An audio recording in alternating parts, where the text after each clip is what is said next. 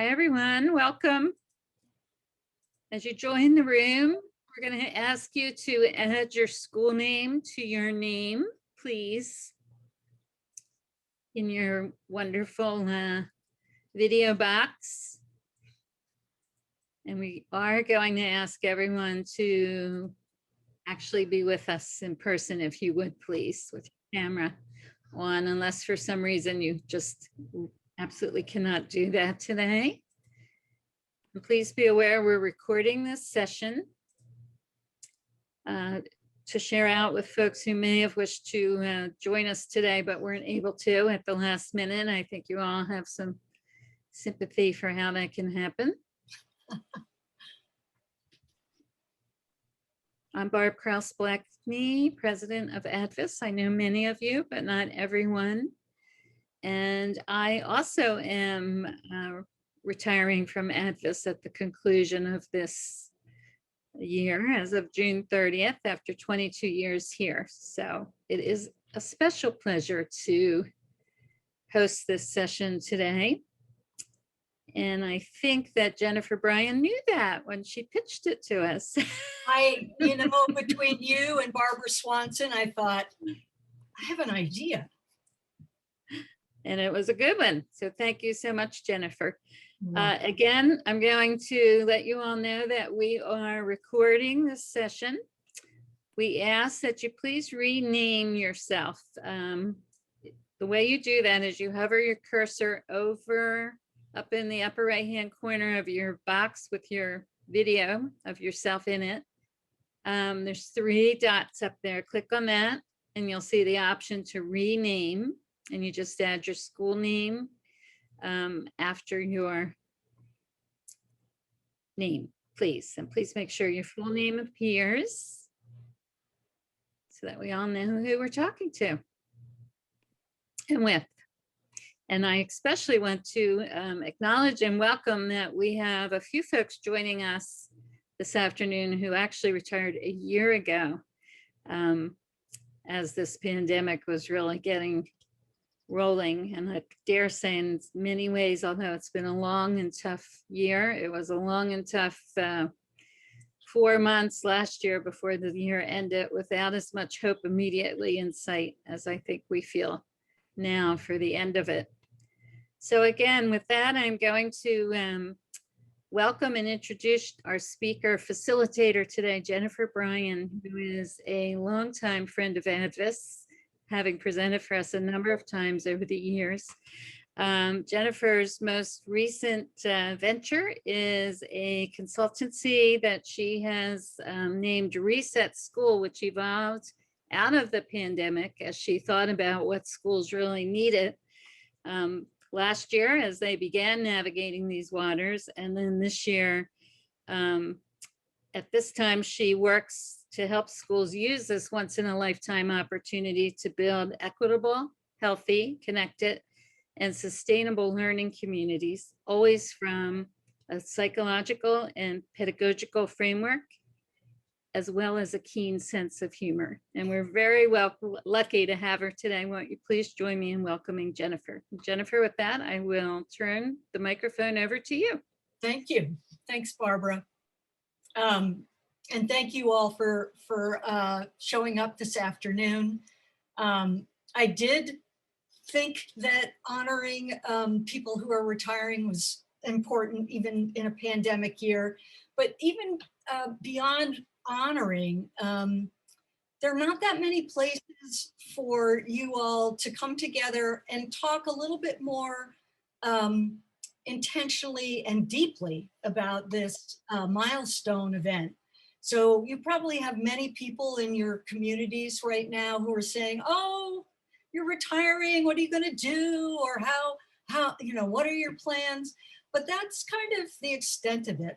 And today I would love to create some space for all of you to be reflective and to have a chance to share and talk together about what this experience is like. So I am going to share my screen and get us started.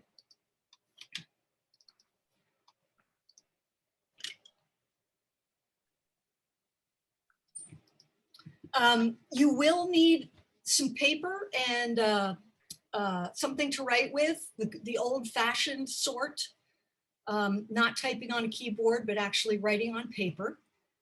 So I'm going to give you a second to grab that if you don't already have it.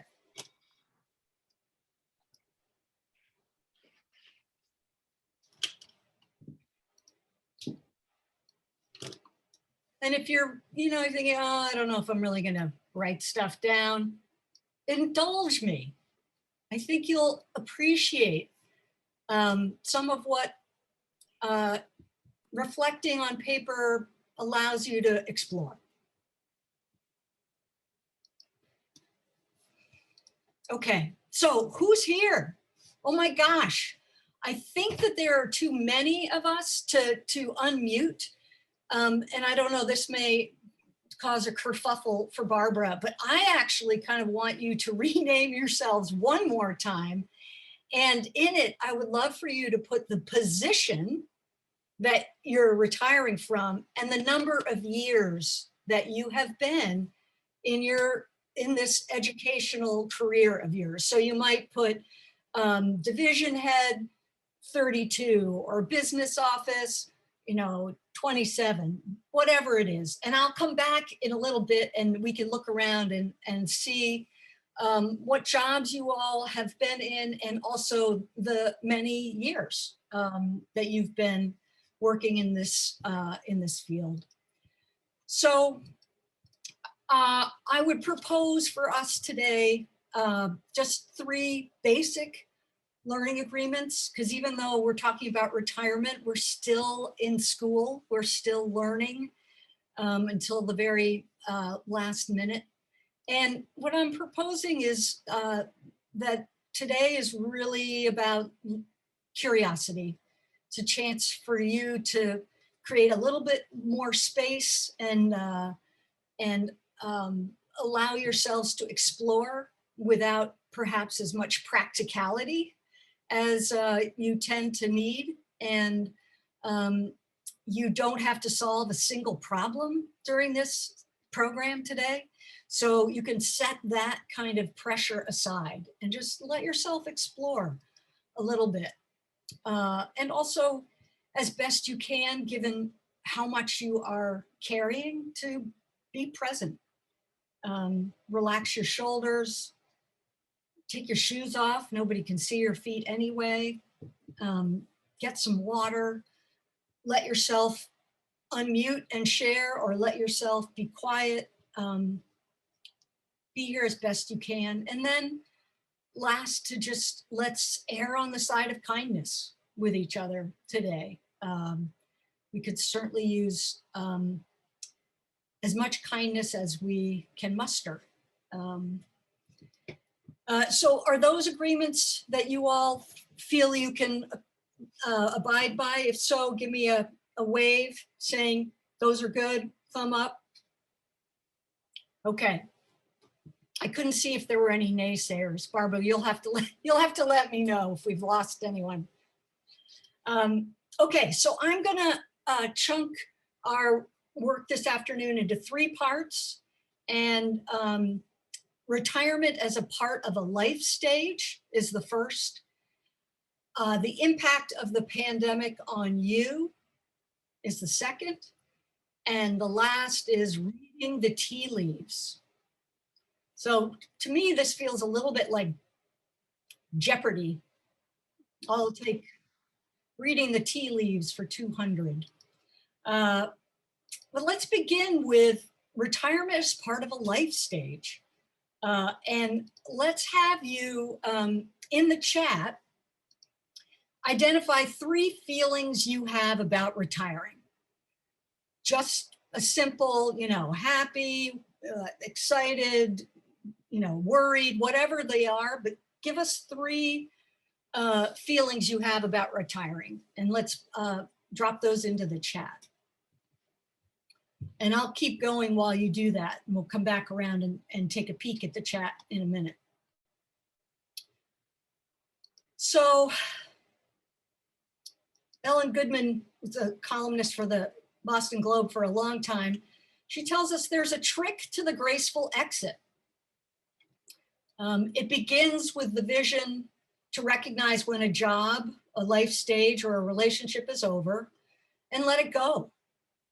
It means leaving what's over without denying its validity or its past importance to our lives. It involves a sense of future, a belief that every exit line is an entry, that we are moving up rather than out. Moving up rather than out. So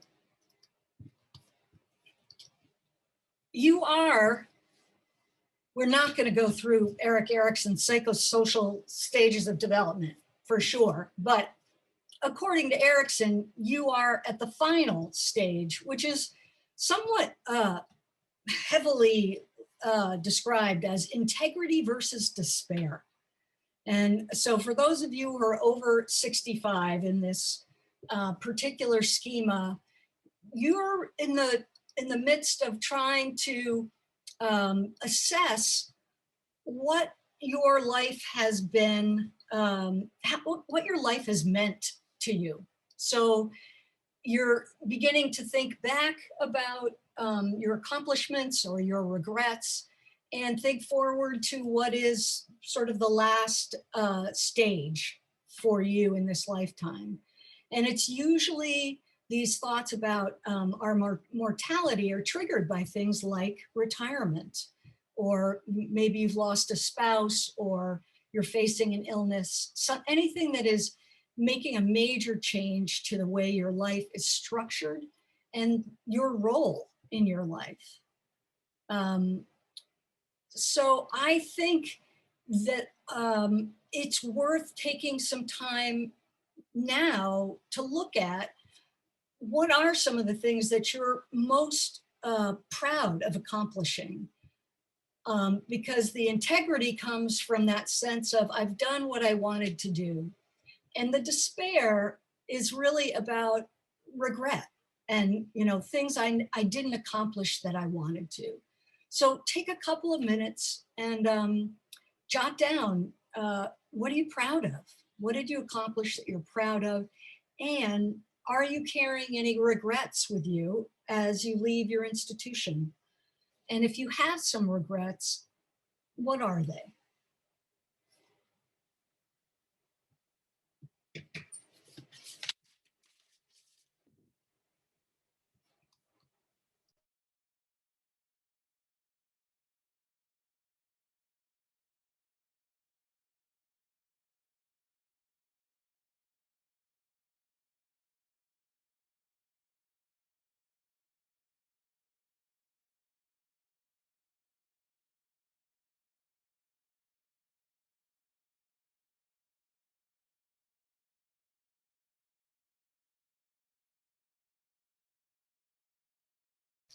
Take about another 30 seconds, keep jotting down accomplishments and regrets if you have them.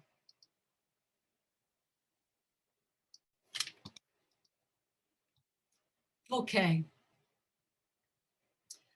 I'm looking in the chat, and in terms of some of the feelings that you all have about retirement: eager, ready, excited, sad, overwhelmed, nervous, excited, a little nervous, happy, uncertain, excited, relieved, excited, sad, ready. And so what I'm noticing about these trios is there's a little bit of contradiction there, right? I'm excited and I'm nervous. I'm sad, but I'm also ready. And so it's probably important that whoever asks you how you're feeling about retirement gives you at least 3 adjectives, because there are different ways that you are feeling about it. And some of those emotions are potentially in contradiction to each other. Any that I missed?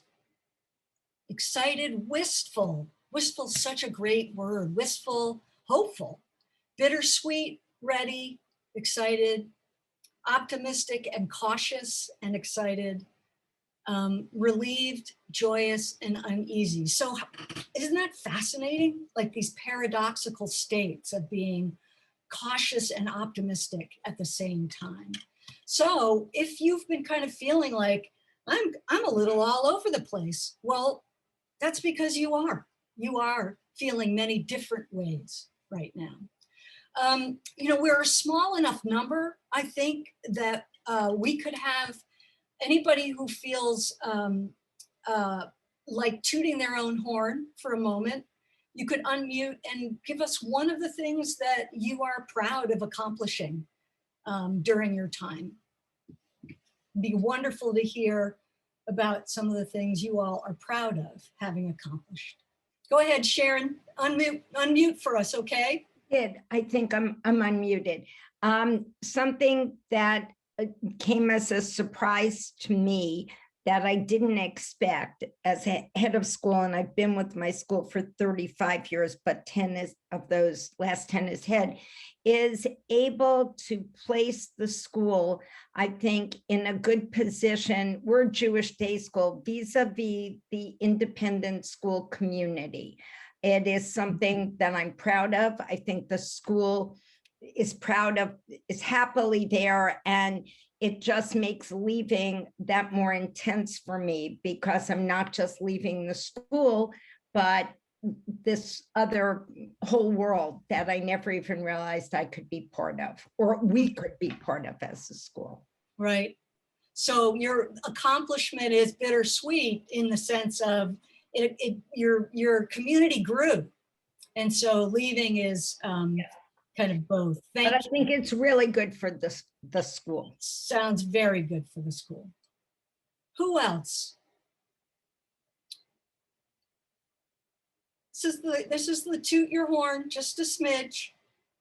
Nobody's going to think of you as, you know, bragging. Go ahead, John. Well, I left my school. I've been in education for over 30, I don't know how many years, but I was at 7 years at my last school. And I retired the year before, so I've been able to do things since. But I think some of the things I'm proud of is that a little bit like the previous speaker, I stabilized the school, raised its profile, put it in a good position as far as its reputation and its profile, its finances, its enrollment. So I left it in a good position. Great, thank you. Who else? I'm seeing some of the numbers. We've got 31, 38, more than 40, 27. Let's get two more things you're proud of accomplishing. Yeah, go ahead, Anne. Well, I'm proud of creating a vibrant reading writing workshop at my school, and then mentoring and collaborating with the classroom teachers to give them the confidence that they can carry on with the vision that we've all worked together on. Great, thank you. One more. I sometimes find myself having a waiter or waitress that is a former student. And I teach middle school computer science. And the feedback that students who are they're now college students, and waiting tables is part of their college thing, but to hear from them, I am studying computer science because you first introduced it to me in middle school. Or one of my students said, every time I sit down to type a paper, I'm so glad you taught me keyboarding. So those are the things that I really feel like those individual impacts that I had for students. That's great. Thank you, Susan. Yeah, it's always such a treat when a former student, you have a chance to hear them say, you made a difference, or I actually learned something in your class. Too often we watch them go and we think, did they ever learn how to use a semicolon? I just don't know. I'm thinking not. Okay, so I showed you Erickson's stages of psychosocial development, and I actually think the model should be updated, because integrity versus despair has this sort of finality to it. And I think we have in our lives people right on this call here who are over 65 and very engaged in life.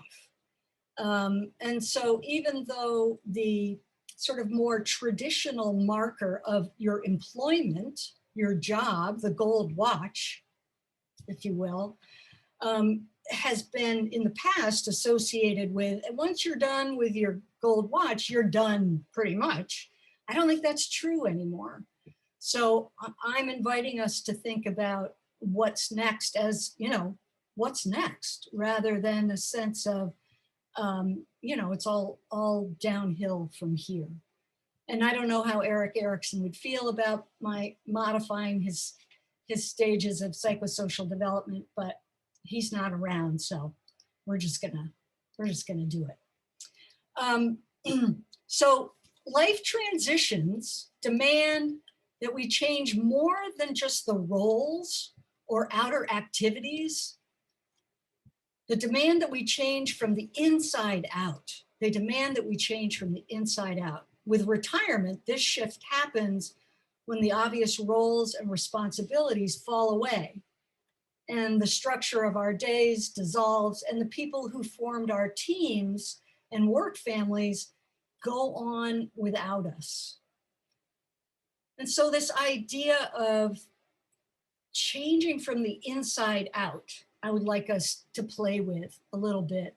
And this article, this woman, Connie Zweig, actually has a book coming out in the September about this changing from role to soul.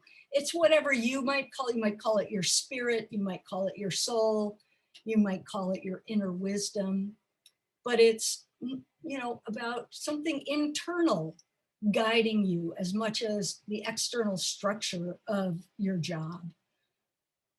So there's a couple of key parts of your life that you really have, either you could see it as an opportunity or a challenge to create a new orientation. And probably the biggest one is time. There's the potential here for you to move into a far less structured relationship with time and for there to be more flow. There's also a chance to reorient yourself in terms of your responsibilities. All of you here this afternoon have had multiple responsibilities that you were obligated, accountable for in your work. And now, you know, there's more choice. You, to some extent, get to decide what you want to be responsible for, how much you want to be responsible for it. You also have a chance here to think about service, that anybody who has spent their life working in education has been doing service with a fairly singular focus for the duration of your career. And now you get to serve in any way that resonates for you. Might be just being more involved in your family, could be a community, it could be a cause. And the last one has to do with that sense of purpose, right? If many of us derive a lot of our sense of purpose, why we're on the planet, from the work that we do. And if we're retiring, if we're not working at that lifelong job, what will give us that sense of purpose? And again, it's an internal sense of where do I want to put myself and my energies. So let's do a second set of reflections. And I'm curious here, which of these areas of retirement, time, responsibility, service, purpose, will be the most challenging for you to reorient yourself and why? So which of these is going to be most challenging? And which area are you looking forward to changing from the inside out, that you welcome this opportunity not to have it dictated, but to shape it yourselves? So let's take a couple of minutes for you to reflect. Hi, Tony. We are reflecting on these two questions in the in the prompt box there on the slide. So if you've got a piece of paper and a pencil, join us. So sorry to be late. We had a little we know. kerfuffle here. That's As- quite all right. Thank you. Take about another 30 seconds.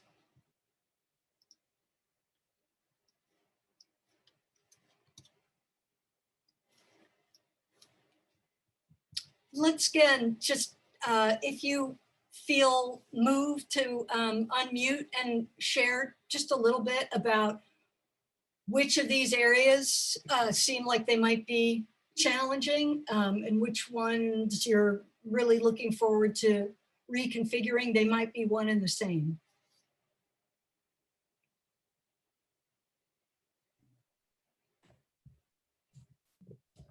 Go ahead, Barnett.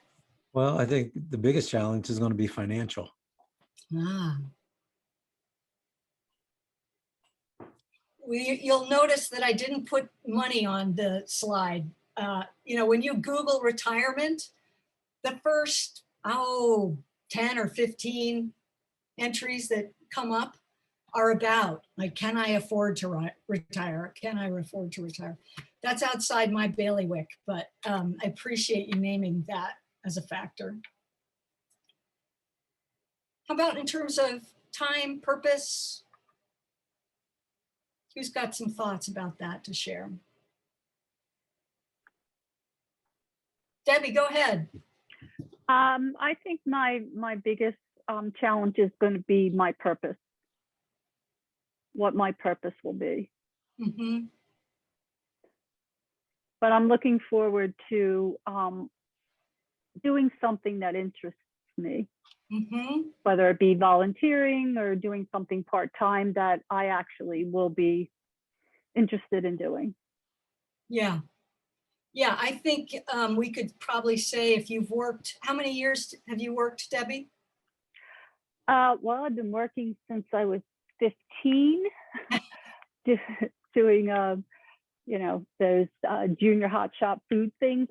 But I've been working in education since I think it was 1984. Okay.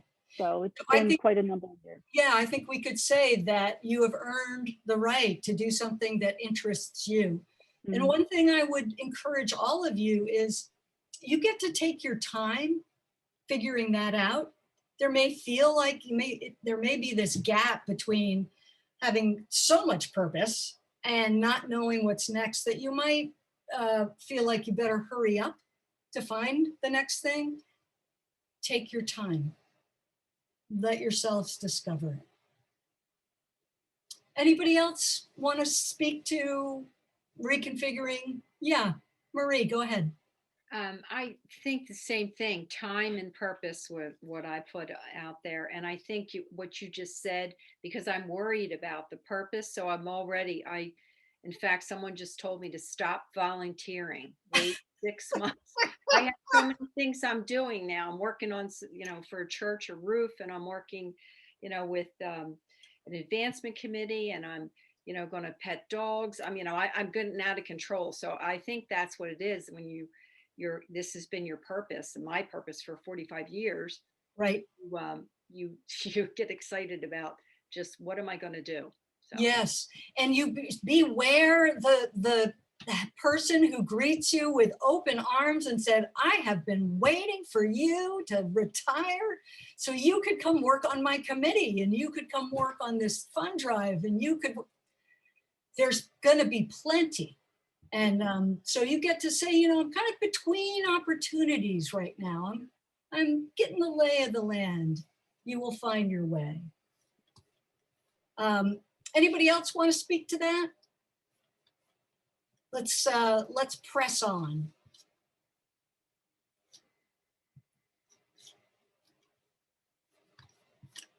Except I've lost my sharing.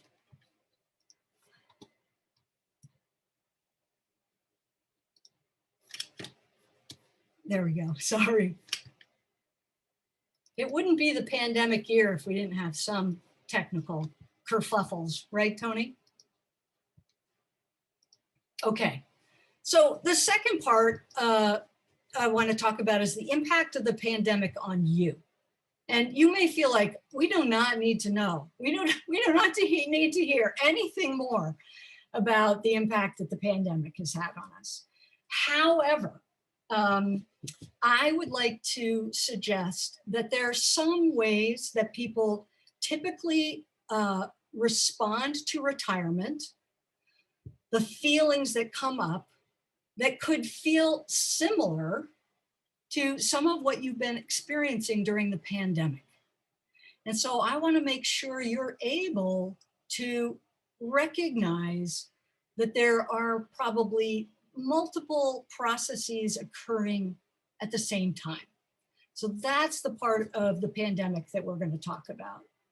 And the first is that you're probably not retiring in quite the same way or quite the same time frame that you initially planned. So the pandemic has upended our belief that the world should be predictable, ordered, or even comprehensible. And it threatens the idea that things happen for reasons that we might, by using science, be able to discern the reasons, however obscure. And it just threatens this idea that we can make rational plans. So however you planned your retirement probably didn't include a pandemic. But what I really want us to talk about is the impact that the pandemic has had on you physically and emotionally. Physical and emotional. So not all the practical things that happen, but how your body has felt and how you emotionally have felt. So if you could just drop those into the chat, three different ways that you've been impacted physically and emotionally, that would be great. And while you're popping those in, I will keep going. So if you think about the very first time you heard about this new virus that was making its way into the United States, that first alarm, the sounding of that first alarm activated our stress responses. As the pandemic progressed, the stress just, skyrocketed, went into overdrive. And there's a way in which we are just now beginning to retreat from that overdrive of anxiety. And there are consequences to us having been on high alert for that long. It's been more than a year. And it's a way that, one way to take stock of the impact of the pandemic is to look at our bodies and our feelings. And so when I'm looking in the chat, I'm looking at things like, I've been stir crazy from isolation and I can't exercise and lethargic, depressed, I'm not as in good shape. I feel like my sleep has been disruptive, gained too much weight, I'm sitting too much. These are all body-based and emotionally based reactions to this global pandemic. And so we have this amazing autonomic nervous system that responds before our thinking brain can even register, oh, there's a pandemic happening. When our bodies go on alert and they do so instinctively, we don't have to, cue them with our brain. A lot goes on in our bodies. So the way that we have adapted over time is that this automatic response has helped us survive all kinds of threats. It's what's kept us alive. The human species is alive because of the ANS. And when things are good, we're in this natural resting state of homeostasis, and hopefully you're in some version of that now. But when we are on high alert, it comes instinctively because we have sensed in our bodies before our brains some threat. So here I am, I'm hiking in the woods, and all of a sudden I hear a really loud snap of a twig behind me. And before I can even think, oh my gosh, that could be a bear, my nervous system has already registered that there's a potential threat. And the equivalent of the bear in the pandemic is, it's maybe that unmasked person over there who I haven't been vaccinated and they don't have a mask, and oh my gosh, maybe I'm going to get the virus. And as soon as that hits, we have more glucose, we have a heart rate that's going up, we've got blood pressure that's going up, we stop digesting our food because we might need it later, we get a little boost in our immune system. And so we are preparing our bodies to fight or flee. And that just happens without us giving any permission. And so we're more familiar with the fight and the flight response. But what happens is once we realize, oh, it's not a bear, it's just a squirrel, and it's masked, but we keep going through that cycle of, oh my gosh, there's another spike, or now school is closed, or now we're hybrid, or now we're remote, or things are getting better, or things are getting worse. Eventually, we can't muster what we need physically to flee or to fight. So there is a third autonomic nervous system response, and it is called freeze. It is called freeze, and it's when our capacity is just been diminished by too much adrenaline, too much overdrive, too many stress hormones, either directly from the pandemic or what's going on in our home lives. And so we fall into a state that can feel like apathy, detachment, dissociation, kind of a numbness to what's going on around us. And so this is a pretty heavy cocktail of feelings that I think many folks have gotten afraid of as indicators of some kind of major depression. And I want to assure you that if you are experiencing these responses, that this is a natural variation of our ANS. This is what will happen if we are on overload. And it's not a sign of a mental illness. That doesn't diminish how impactful these feelings are, but it doesn't mean that you are now contending with a major mental illness that would require a particular intervention or course of treatment. So I think if we can hang on to this idea that some of the anxiety and some of the depression is a natural bodily response to what we're going through, that can take some of the pressure off, particularly after you retire and you are a little bit bewildered and you are a little bit numb and you need a decompression space and understanding that, you know what, some of this is about retirement, some of this is about the pandemic, some of this is about my age. So I hope we can, as the news continues to emphasize things like infections and vaccinations, that we keep an eye on the truth of the parallel pandemic that isn't, medical per se, but it's the psychological and the body based. So if you've been feeling grief and anger and fear and despair, those are not unusual responses to what we've been through.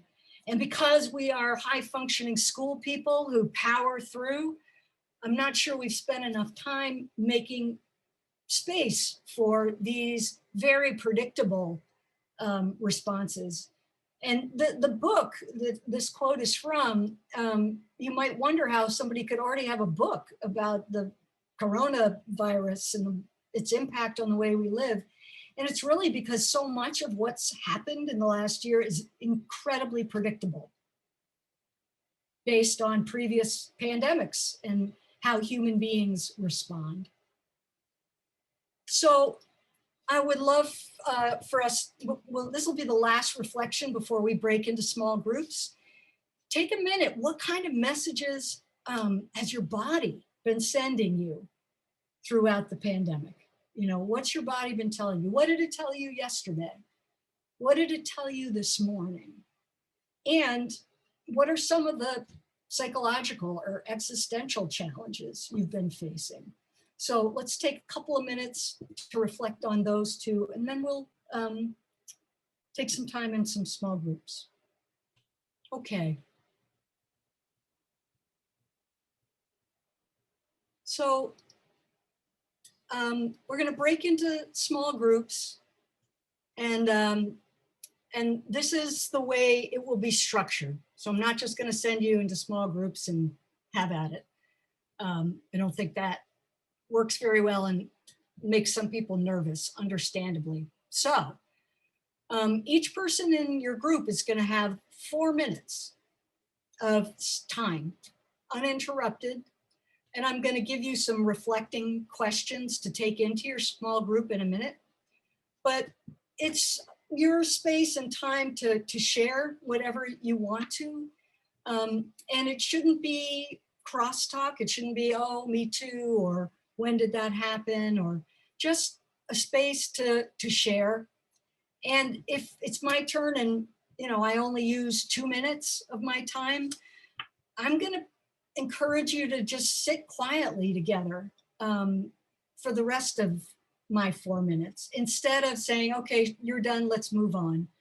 It's a very unnatural way for us school people to use time, but it could be a good warm-up for your retirement selves, where you would actually take some time just sitting and being and reflecting. So everybody gets to have 4 minutes, and then you'll have another 4 or 5 minutes at the very end to freely talk together as a group. Anybody have any questions about that structure? Yeah, John? So we're addressing the question, that last question? No, I'm going to give you the questions now Okay. to take with you, so that you can choose one of the 3, or you can talk about all of them. So it might be good to take a picture of the next slide, and Barbara, maybe we could put these into the chat, okay? So the talking points for your small group, 1 is, what will you miss most about working at your school?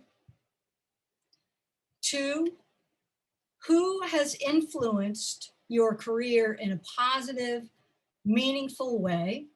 And that can be more than one person. And then the last one is, how do you plan to say goodbye to important people in your work life? So, what will you miss most?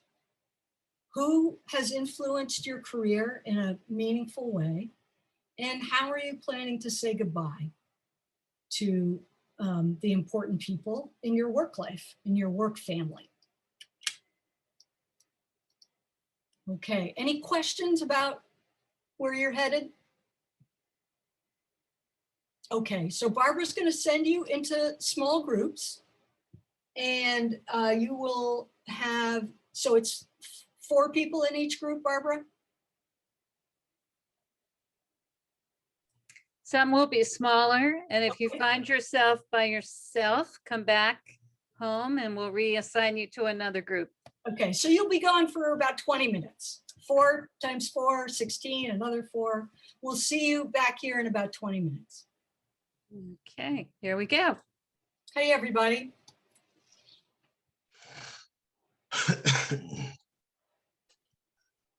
So I'm curious about how your small groups were.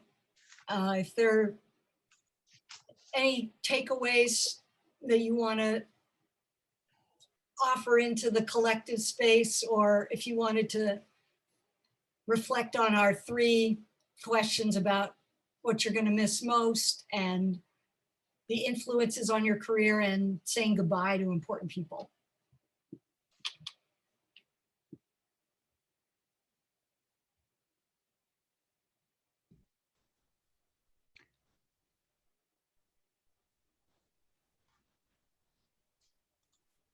Well, our group was going to miss everyone that their colleagues, the kids, the routine of seeing people in the hall, just having a meeting with them, everything about it, because you don't see everybody all the time, and our group was, we were going to miss that. Yeah. Donna, what's your role at Agnes Irwin? I'm in the development office. I'm the administrative assistant and photographer for the development office, and I've been here 27 years. Yeah. So just that kind of the flow of people. Yeah, exactly. In your office, out of your office, going to the coffee building, right? Go run over and take their picture for a senior assembly, whatever it is. That's what I'll miss the most. Yeah. Thanks. What else?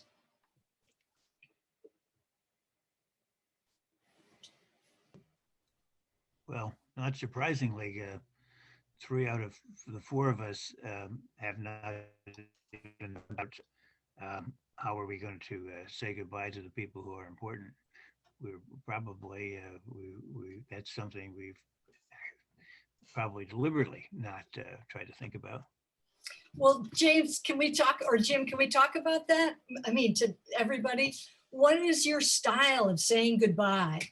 How many of you might just, slip out the back door and that would be a more comfortable way? And how many of you are likely to find particular people? How do you all do goodbyes?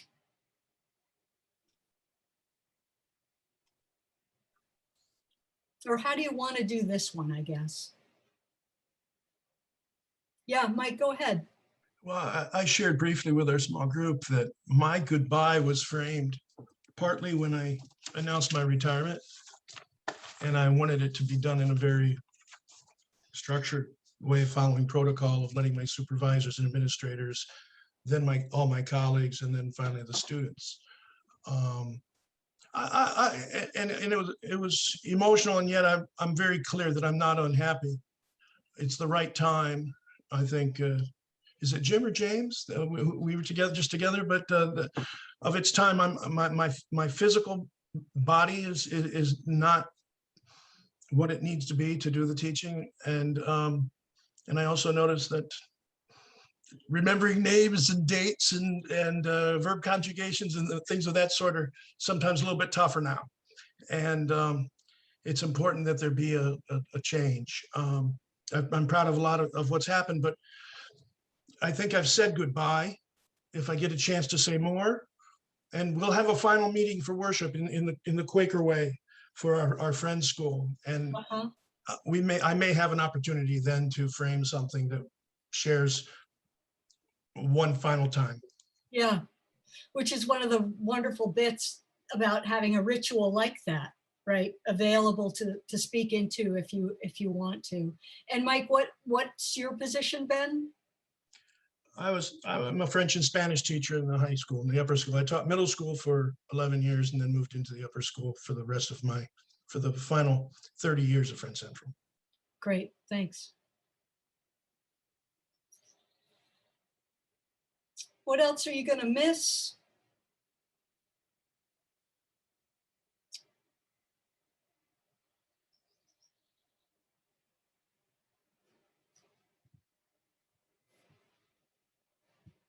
Okay, I have just one more little bit to do, and then we'll have one more group chat, and then we'll be done. May I just, I don't want to be out of turn here, but oh, please. what you just shared is what will you miss, and the anticipation of the cycle starting anew. Kind of like, you can smell it in the air when there's a thunderstorm on its way. Yes. There's something in the air when a new school year is about to begin, and everything is fresh and clean and new, and there's total optimism, and you're energetic and ready to run the marathon. It's hard to remember that at this point in the year, but it's that anticipation that I will miss. Yeah, no, I'm so glad you stopped me, Mike, because, and you're certainly not out of turn, because this space is for you. It's for you to have a sense of how this is, how it will be. And you said something a minute ago about it was emotional, but I'm ready. I would say it was emotional and I'm ready. If we go back to the adjectives you put in the chat, I'm anxious and I'm relieved. I'm joyful and apprehensive. It's really emotional and hard and I'm ready. So that you don't question how, reminds me of one of my children early on said, you can have two feelings at the same time. I said, yes, you can. And that's really at least two. And that you're naming, Mike, that it's not all happening right now. Yes, there's a lot right now, but in the fall when I don't know, nobody gets academic planners anymore, but for me, that was always a big one. It was for August to August instead of January to January. So there will be lots of reminders, and that retirement happens over a period of time. It doesn't just happen on your last day. So thank you for adding that. Okay.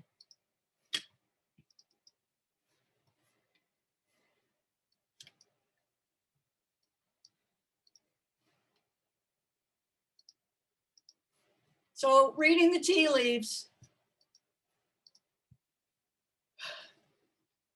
There really are two lives we live. The first life, and then the second life when we realize we only have one life.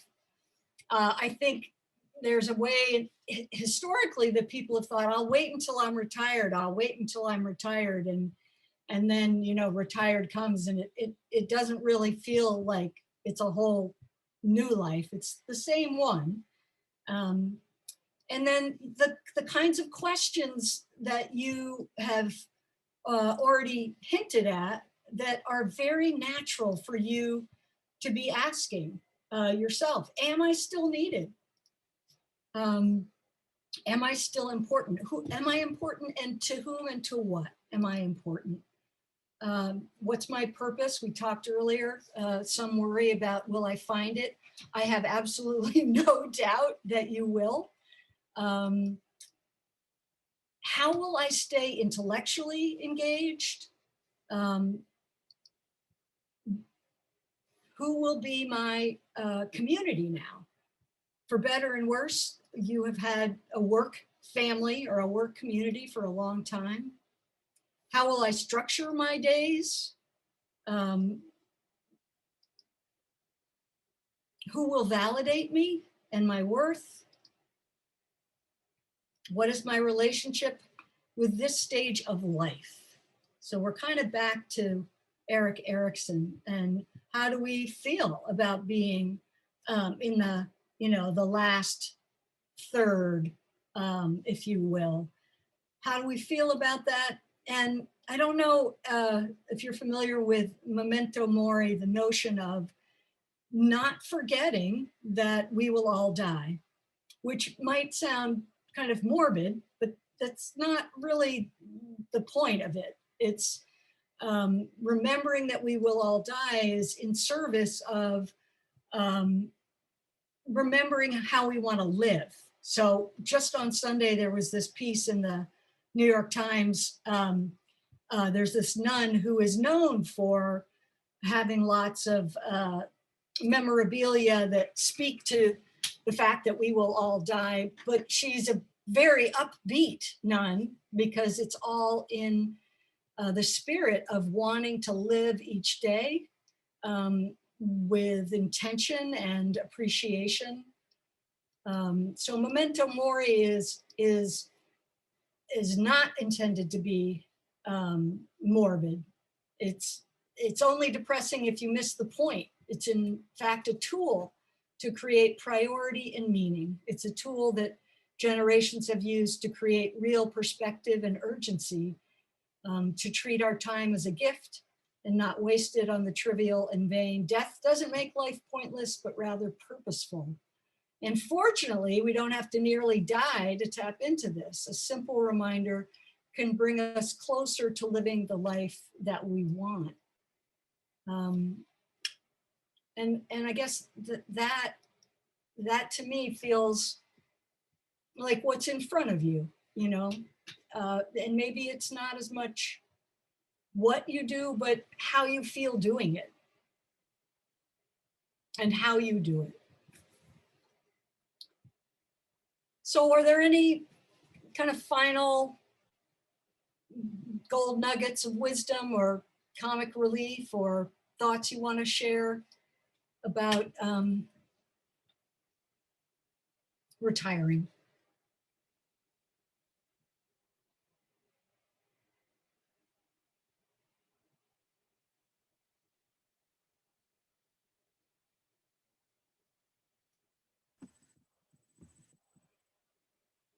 Go ahead, Mary Ellen. Well, I just wanted to, since nobody else is piping up, I just want to take a moment to thank you for this, but also thank Barbara for all she has done for Advis for as long as I've been involved with Advis. And I've known Barbara even longer than that because our daughters went to school together. So Barbara, thank you. You've just been such a great colleague to know and to work with, and thank you so much. Mary Ellen, thank you so much. And right back to you and everyone else in this group too. It's truly been a pleasure to serve all of you and all of our schools and to get to meet so many wonderful people, including Jennifer Bryan. So Jennifer, thank you. So I want to just underscore Mary Ellen, what Mary Ellen just did with Barbara. If you're wondering, like, should I say something to that person? You should. It means so much when it's just a personal recognition. I see you, I'll miss you, I appreciate you. And so Mary Ellen, I'm really grateful that you did that on behalf clearly of many. And thank you all for showing up this afternoon. I know you've got plenty of work still yet to do, but I hope maybe you'll give yourself permission to do some of this reflecting in the months ahead. And in terms of your bodies and what the pandemic has done, give yourself a recovery period before you start retirement, okay? Your bodies need recovery time just because of how this year and a half has been. And then you can get on with what's next. So thank you very much. And I wish you all well. Thank you, Jennifer, very much. And if anyone, you know, we have a little network here of folks that are going through the same experience at the same time. So a request was made to share out the list. If you don't want me to include your contact info, please let me know. But otherwise, I will do that within the next day or two. So thank you all very much. Take some time to decompress. That's what I've been saying my number one first thing to do is. So I hope you all do that too. Thank you, Barbara. Take care. Thank you. Thank you. Thank you, everyone. Bye-bye. Thank you. Bye. Be well. Bye.